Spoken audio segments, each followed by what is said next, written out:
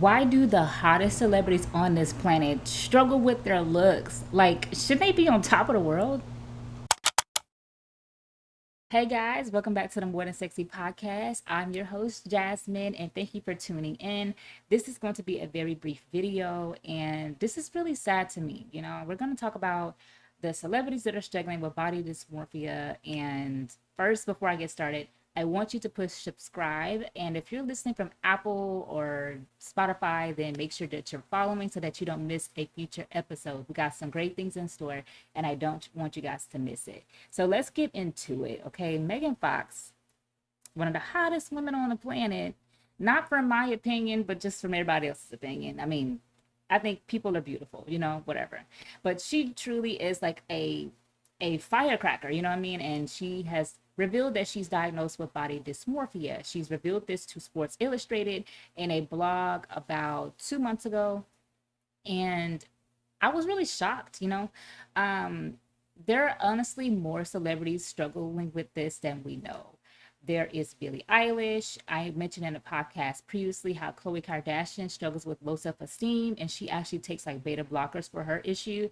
But there are a lot more that we don't know, like even some men also that struggle with body dysmorphia. And so if you don't know what BDD is, it's another term for it.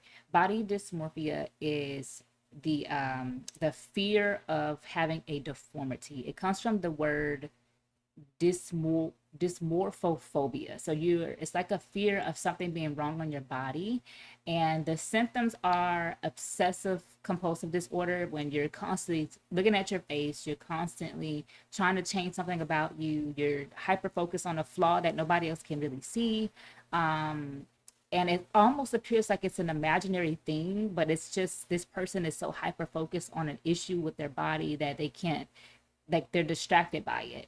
And it's not the normal, like, you feel self-conscious today, so you don't, you you don't want to go outside or something, but it's like a consistent, like, anxiety, hyperventilation, canceling all your events and your plans because you don't want to go outside today, picking at your face, creating sores on your body because you think there's something wrong.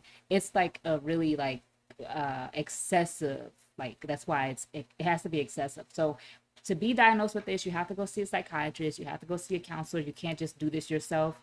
And because they can administer the right treatment, and you can actually go to modestmovement.com to look at our body dysmorphia page to see the treatment options and the symptoms, if you feel that you may be struggling with that. So a lot of celebrities are dealing with this that we don't know. And it's really crazy because we think, like, just because celebrities make a lot of money, just because they look really good, they look perfect, that they're not going to have issues. But they're people just like us. Like, they are people who have struggles like we do. It's just really under like a magnifying glass all the time. It's always news to us what they're dealing with. And it really shouldn't be, but because they have power, money, and influence, that's just the way it is. And a lot of us think that we want to be famous, baby. But listen, I don't think you want to go through the things that they go through. I don't think you want to be followed by millions of people. Everywhere you go, there has to be a story about you. There has to be something, like, like there has to be some kind of newsworthy thing about you, or some kind of dirt on your name, or it's just, I don't think we really want to do that. So my theory, I don't have all the answers, but I have a theory as to why I think so many celebrities are struggling with this. And for your exercise, I want you to put yourself in their shoes. I want you to imagine that you are a celebrity, and as I'm going through this, I want you to think, like, imagine this is your life, because we have a lot of judgments. We bring a lot of conclusions to the table. We bring a lot of comments to these people's lives, and we don't know what they're going through. These are real people, like, they have struggles, abnormal struggles, because we're normal, right? We don't have millions of people looking for us. We don't have folks checking for us like that.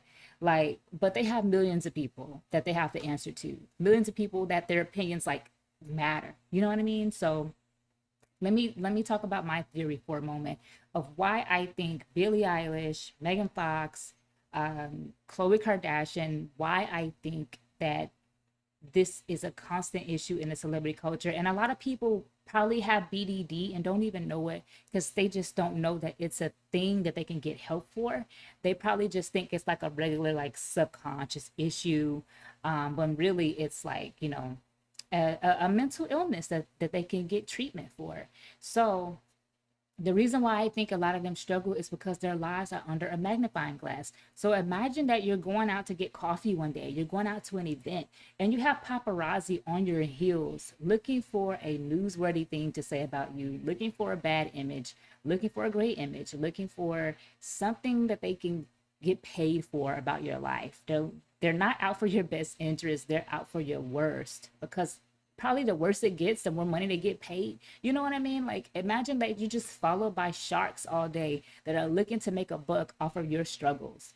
And millions of people are answering to you, like, in the comments, like me and you know, we're commenting about what we don't like, what we see, what we think could have been better, or that dress was ugly, or this was that, and I don't like her hair. You know, like, it's millions of people constantly flushing out their opinions about your life.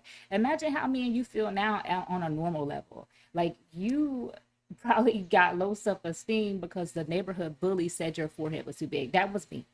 Now, people always made fun of my forehead. I can count maybe people in high school. That's not millions though. You know what I'm saying? Like, this is probably like 20 consistent people uh, that would just comment some about my forehead, either directly or indirectly. Like, you know what I'm saying? And what did I go do? I went and covered up my forehead with bangs. I took off my glasses. I got some contacts. You know, like, I tried to change my look a little bit. But them, you know, a celebrity, like, they have millions of people every day telling them something's wrong, something's bad. And so I just want you to imagine you're in their shoes and you're under a magnifying glass by millions of people, even the higher ups who have the ability to not pay you, or to give you an opportunity to take it back because of something you say wrong, or something, some kind of feud you have with this person, or a lawsuit with a camera person. You know what I mean? Like, these people are really, like, under a lot of scrutiny, under a lot of pressure. And so when you're talking about somebody's looks and how they look every day, like, that's a big deal. You know, like, everybody's going to see this. Everybody's going to see this face. Everybody's going to see my hair. So when you're so when you have millions of people nitpicking you about your look, I can see how people develop an issue with that. Like, they turn inwardly. They're looking for the problem. Like, what can I fix so they can shut up? You know, like, and I don't know if I would want to be under that kind of pressure. Now, a lot of people want to be famous, but I don't know if I want to be under that kind of pressure. You know what I'm saying? So, but I just want you to think about, like, the press, the reports. We have whole, like celebrity, a whole celebrity channel called E News, about celebrity style, about who wore it best. We got the magazines that talk about celebrity entertainment and news, and how they dressing, and this plastic surgery flop, and you know what I'm saying? Like, there's a whole industry talking about them all the time under so much commentary, you know. And then you get on social media to post an image and there's some more commentary. So just imagine that kind of, like, pressure, you know. And so red carpet events, Met Gala events, all of that stuff matters. I remember watching a clip.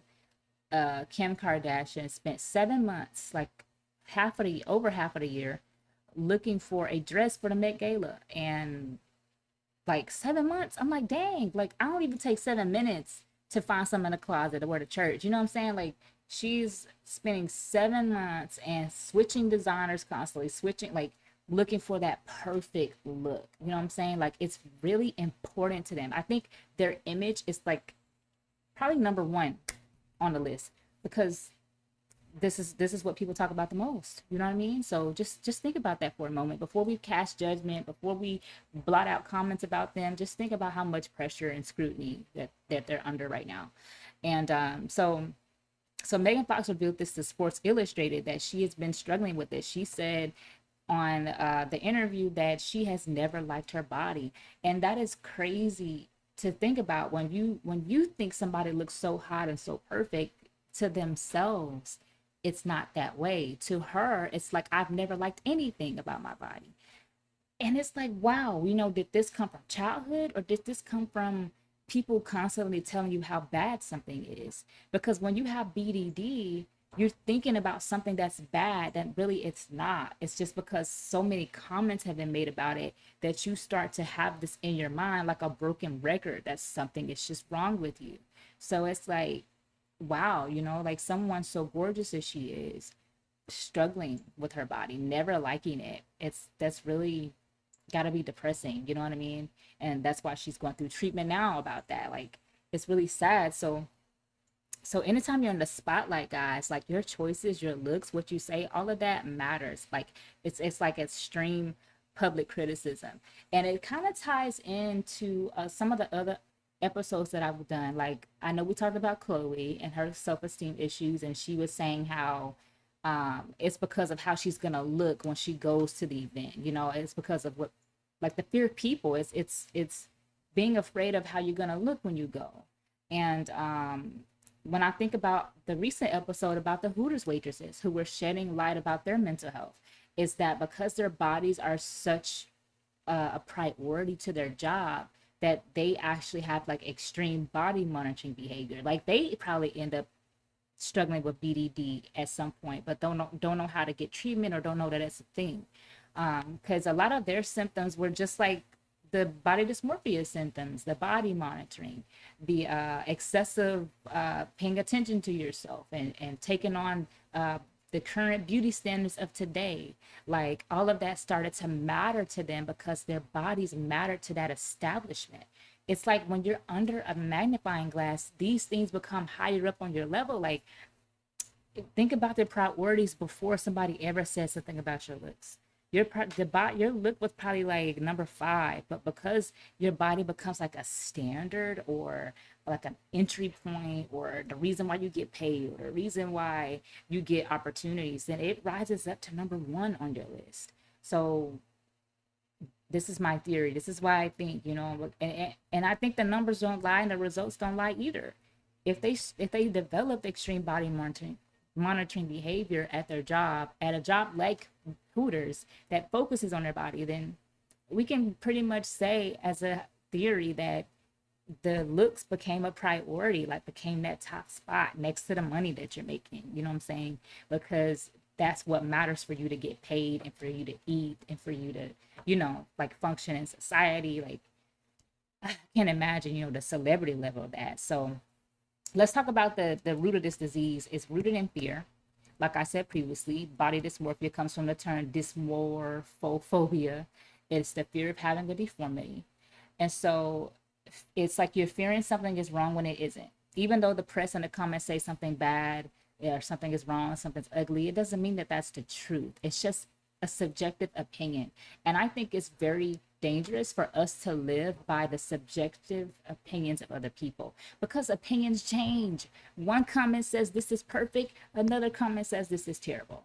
Your mom may say this is perfect, your brother might say this is terrible. You know what I'm saying? Like, one day you wear it the best, the next day you don't wear it the best. Like, it's a dangerous thing to live by the opinions of other people. And I think what these women need is Jesus in their lives. God is so stable. Like, he's not changing his mind. You know what I'm saying? Like, oh my goodness, if he looked at the appearance, if we bring it back to First Samuel, when Samuel the prophet was going to choose David as king, well, he didn't know who he was going to choose. But when he was going to that family, he chose David's brothers because they looked the part. They looked like the kingly stature. You know what I'm saying?